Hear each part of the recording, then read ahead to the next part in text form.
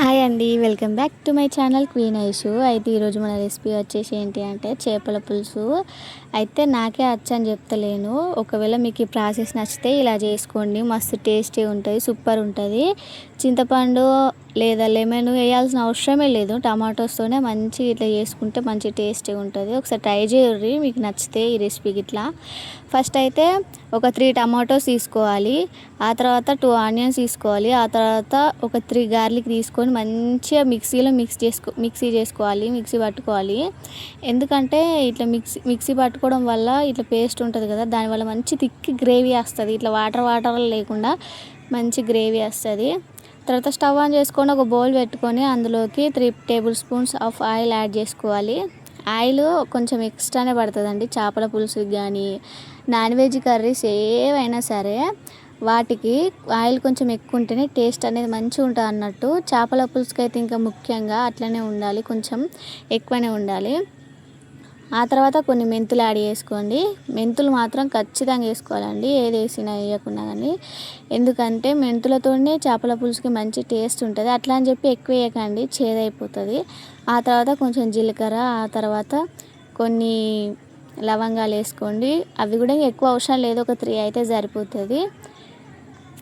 అది ఆ లవంగాల ప్లేస్లో మీకు నచ్చితే మిరియాలు కూడా వేసుకోండి, చాలా టేస్టీగా ఉంటుంది. ఇంకా మిరియాలే బెస్ట్ అంట నేను, బట్ నా దగ్గర ఇప్పుడు ప్రస్తుతానికి లేవు కాబట్టి లవంగాలు వేసేసిన. ఆ తర్వాత ఇప్పుడు మనం పేస్ట్ చేసి పెట్టుకున్నాం కదా, ఆనియన్, టమాటో, గార్లిక్, అవి మంచిగా వేసేయాలి. మంచిగా వేసి మంచిగా మిక్స్ చేసుకోవాలన్నట్టు. అది అడగంటకుండా మంచిగా మిక్స్ చేసుకుంటూ మధ్యలో మిక్స్ చేసుకుంటూ ఆయిల్ మొత్తం పైకి తేలేదాకా కలుపుతూ ఉండాలన్నట్టు.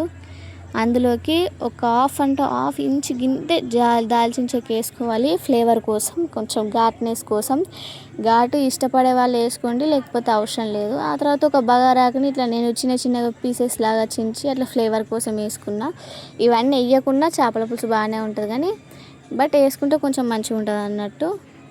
ఇష్టం లేని వాళ్ళు కూడా ఒకసారి ఇట్లా వేసి పెట్టి చూడండి, మంచిగా తింటారు, మంచిగా ఉంటుంది, మంచి టేస్ట్ ఉంటుంది. బాగా పుల్లగా అయింది, ఇప్పుడు చింతపండు రసం వేయడం వల్ల కొంచెం పుల్లగా అయింది, లేకపోతే నిమ్మకాయ రసం వేయడం వల్ల కొంచెం చేదు వస్తుంది అని చెప్పేసి ఇట్లా ఏముండదు. జస్ట్ ఇట్లా వేసుకుంటే సింపుల్గా అయిపోతుంది, మళ్ళీ టేస్టీగా ఉంటుంది. ఆ తర్వాత ఒక టేబుల్ స్పూన్ ఆఫ్ అదేంటి అల్లం వెల్లుల్లి పేస్ట్, హోమ్ మేడ్. ఇది బయటది అయితే అస్సలు వాడకూడదు, బయటది మనం తినలేము, ఎంత చెండాలంగా అంటే అంత చెండాలంగా ఉంటుంది. అస్సలకే బయటది వాడకుండా అప్పటిదప్పుడు ఇంకా నూరుకుంటే ఇంకా బెస్ట్. నేను మాత్రం ఒకటే మొత్తం పేస్ట్ చేసేసి ఒక 3 months స్టోర్ చేసుకుంటా. మంచిగా కలపాలన్నట్టు పచ్చివాసన పోయేదాకా. ఆ తర్వాత కొంచెం పసుపు వేసుకోవాలి. పసుపు అనేది నాన్ వెజ్లో కొంచెం ఎక్కువనే ఉండాలి, ఎందుకంటే నీచు వాసన రాదు. అందులోకి ఈ చేపల్లోకి కొంచెం ఎక్కువ ఉంటేనే బాగుంటుంది అన్నట్టు, నీచు వాసన ఎక్కువ రాకుండా మంచిగా ఉంటుంది. ఇది కూడా హోమ్ మేడే.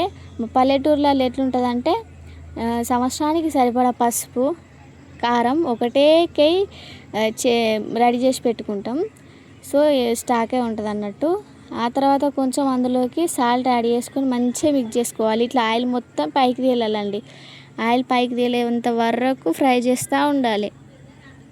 ఆయిల్ పైకి తేలుతుంది అంటే మనం పేస్ట్ మంచి కుక్ అవుతుందని అర్థం.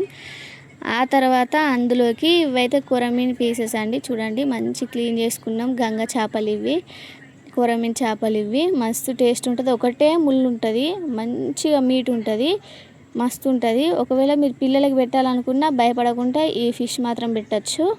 ముళ్ళు మాత్రం ఒకటే ఉంటుంది సింగిల్గా, టేస్ట్ మాత్రం మస్తు ఉంటుంది.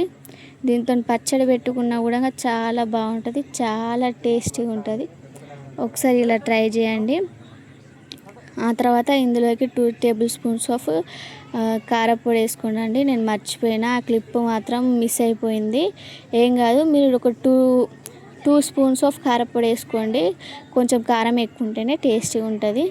నేను ఆల్రెడీ వేసేసి ఇందులోకి ఒక 2 గ్లాసెస్ ఆఫ్ వాటర్ కూడా యాడ్ చేసేసిన. ఈ క్లిప్ మిస్ అయిపోయిందండి. మీరు మాత్రం ఖచ్చితంగా ఇట్లా వేసుకోండి, మంచిగా ఉంటుంది.